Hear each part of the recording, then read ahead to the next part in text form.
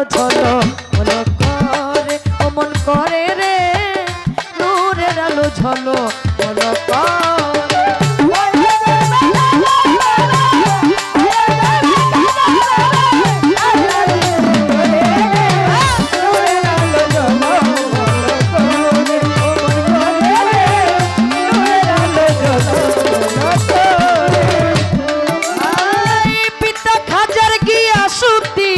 শুনেছিলেন জিকির একদিন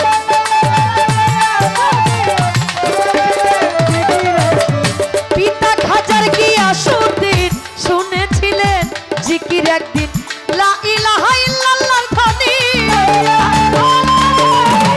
লা ইলাহা ইল্লাল্লাহর ধ্বনি মারহাবা মারহাবা রে নূরের আলো নূরের আলো নূরের আলো ঝলো ঝলো করে ও মন করে রে নূরের আলো ঝলো ঝলো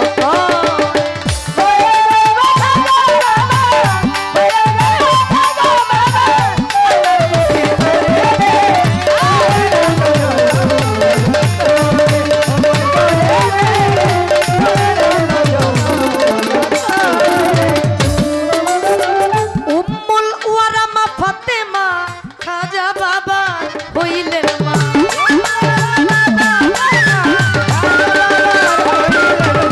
উম্মুল ওয়ারামা ফাতেমা খাজা বাবা হইলেন মা ধন্য ধন্য ধন্য গো মা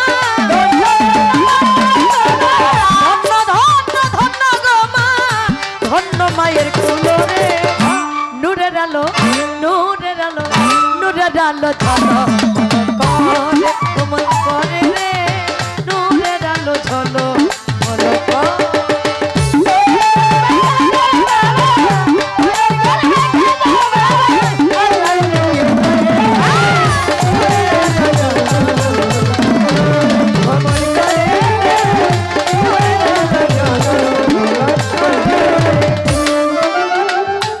খাজার বুকে বেলায়েতের ধ্বনি মুখে শাহাদাতের বাণী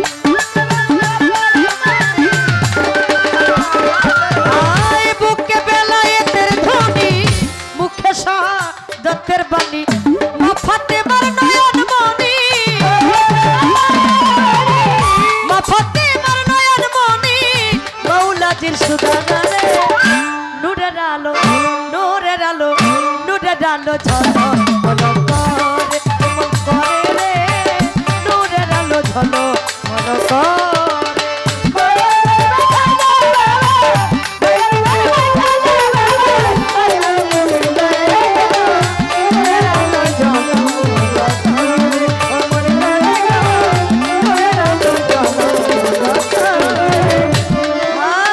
দয়াল খাজায়া পায়ে রাসূল ফুটাইল ইসলামের ফুল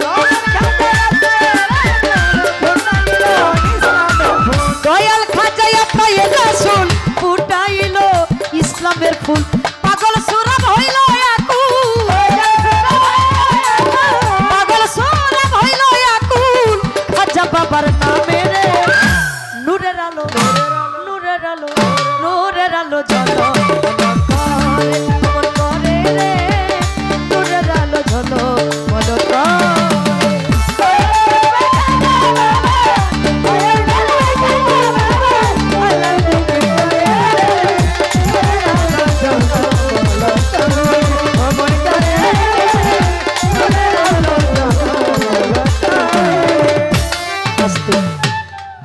আমার কাছে পয়েন্ট আমি সব কিছুর পরে একটা জিনিস মনে করি কথাবার্তা আমি আগের কথাগুলো আমি আর বলবো না কারণ এই কথাগুলোর মধ্যে কখনো আল্লাহ আল্লাহ রাসূল পাক পাঞ্জাতন আহলে বায়াত পীর মুর্শিদের কোনো ভাব অর্থ নাই যেটার মধ্যে কোনো ভালো কিছু পাওয়া যায় এটা খুসা কাশি ছাড়া আর কিছু একটা পুরুষ একটা মহিলা শিল্পী গান হলে দেখবেন গানটা খুব ভালো হইতেছে আমার মতে আর লেডিসে পড়লেই ঝামেলা হ্যাঁ তো আমি আমার আপারে কই না আমি আমার নিজেরই কই তাই আমি আমার আপা যদি এরপরে কে মতো করে এটা তার দায়িত্ব আমি তার মধ্যে যাব না। আমি আমার পালার থেকে যে কথাগুলো আসে সেগুলোই বলবো, কারণ এটার মধ্যে লাভ আছে, আমি এটার মধ্যেই থাকতে চাই। পয়েন্ট বাড়ি লাগার কথা বুকে পৃষ্ঠে কেমনে গেল? আচ্ছা, অলিয়া উলিয়ারা মরে? আমার সুরেশ্বর বাবা কি, এই যে সুরেশ্বর, মহান সুরেশ্বর দরবার শরীফ, বহির্বিশ্বে যার সুনাম, সেই আওলাদ বর্গ কি মরে গেছে? এরকম কি না, অলিয়া উলিয়া কখনো মরে না, তারা পর্দার আড়াল হয়। পর্দার আড়াল হয়, চর্ম চক্ষের আড়াল হয়ে যায়। আমরা যারা দেখতে পারি না, এটা আমাদের চর্ম চক্ষে আমরা দেখতে পারি না। আর যাদের প্রকৃতই চোখগুলো অন্তর চক্ষু খোলা আছে, তারা অবশ্যই আল্লাহকে এবং অলি আউলিয়াকে দেখে। খাজা বাবাকে যখন বাড়ি দিলেন, আমার খাজা বাবা তখন আমার আল্লাহর প্রেমে সেজদায় উপনীত ছিলেন। আচ্ছা, এই সেজদা গেলে পিঠ কই থাকে গো? উপর দিক থাকে না? বাড়িটা যখন দিছে তখন আমার খাজা বাবা সেজদায় উপনীত ছিল। ওই সময় বাড়িটা দেওয়ার সঙ্গে সঙ্গে বাড়িটা চলে গেল আমার খাজা বাবার পৃষ্ঠে। আরেকটা কথা কইছে, কই রোজার মধ্যে বাড়ি দিলে কি ওই ভিতরে যাওয়া সম্ভব? দেখেন, এটা আমি শাপলার কবরে যদি বাড়ি দেন তাইলে মনে হয় সম্ভব না, কারণ আমি আজকে মারা গেলে কালকেই কবরে পচন ধরবে। হ্যাঁ, কারণ আমি ওই কর্ম করতে পারি নাই। এটা আমাকে যদি বাড়ি দেন তাহলে এটা অন্য জায়গার, কিন্তু আমার খাজা বাবার রোজায় বাড়ি দিছে। ভক্তের যে বাঞ্ছা ছিল, খাজা বাবার রোজায় বাড়ি দিছে, তার মনের ইচ্ছা ছিল খাজা বাবারই মারবে, সে সেটা মনে করে রোজার উপরে বাড়ি দিছে। এটা কি কিছু কিছু মানুষ আছে দেখবেন, ওই যে ভিলেনরা পাঠ করে মইরাও যদি যায়, ওর যে একটা পাঠ আছে সারা সিনেমা জুইরা, এটা কইই মরে। হ্যাঁ, তাই তো, গুলি করলে ওইটা কইতে কইতে মইরা যায়, আছে না এরকম? আমার খাজা বাবাকে মেরেছিলেন সেই ভক্ত। তাই বাড়িটা রোজা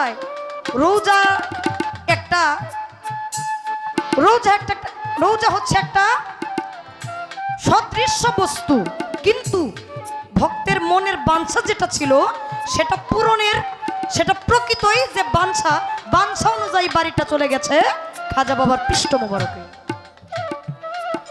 আমি আমার এই ছোট্ট ভান্ডে যতটুক ছিল বলার চেষ্টা করলাম। আপনার কাছে আমার একটু জানার ইচ্ছা থাকবে,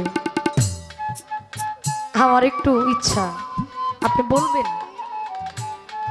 হযরত বড় পীর আব্দুল কাদের জিলানী রহমতুল্লাহ, উনি জন্মগ্রহণ করেনি নাই,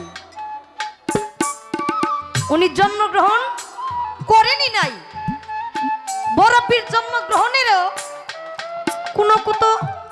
কোন রাবিতে আছে 400, কোন রাবিতে আছে 200। জীবনের মধ্যে লিখলেন, আমার বড় পীর জন্মগ্রহণ করে নাই, কিন্তু বড় পীরের নামে একজন আশেক হইয়া বড় পীরের জন্য একটা জায়নামাজ রেখে গেল। ওই ব্যক্তি বলছিল, আমি তো বড় পীর আসার আগ পর্যন্ত থাকবো না, বড় পীর আসলে আমার এই মহব্বতের জায়নামাজটা তুমি বড় পীরের হাতে পৌঁছাইয়া দিবা।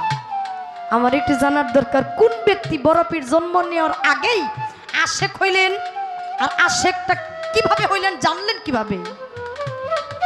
ওই ব্যক্তির নাম কি, আর কার হাতে বড় পীরের হাতে জায়নামাজটা পৌঁছে গেল? একটা কথা আর একটা আসতে।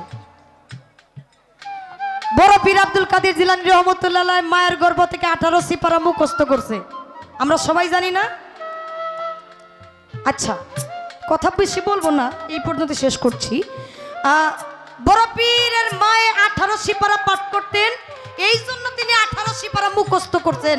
আমার একটু জানার দরকার, বড় পীর, তিনি তো বড় পীর, 19 পারা কিংবা 17 পারা মুখস্থ কেন করলো না? 18 হওয়ার পিছনে কারণ কি? এই 18-র ভেদটা আপনি একটু বলবেন। এই ছোট্ট করে দুইটা কথা, আগের যে কথাটা ছিল মাত্র দুইটা নাম বলবেন, নাম বলতে 10 সেকেন্ড সময় লাগবে, আর এখনকার যে পয়েন্টটা যদি 2-1 মিনিট সময় লাগবে, বেশি সময় না। মায়ের গর্ভে খাজা বাবা, মায়ের গর্ভে খাজা বাবা আল্লাহর জিকির করে রে, নূরের আলো ঝলমল করে রে, নূরের আলো ঝলমল করে ও মন করে রে, নূরের আলো ঝলমল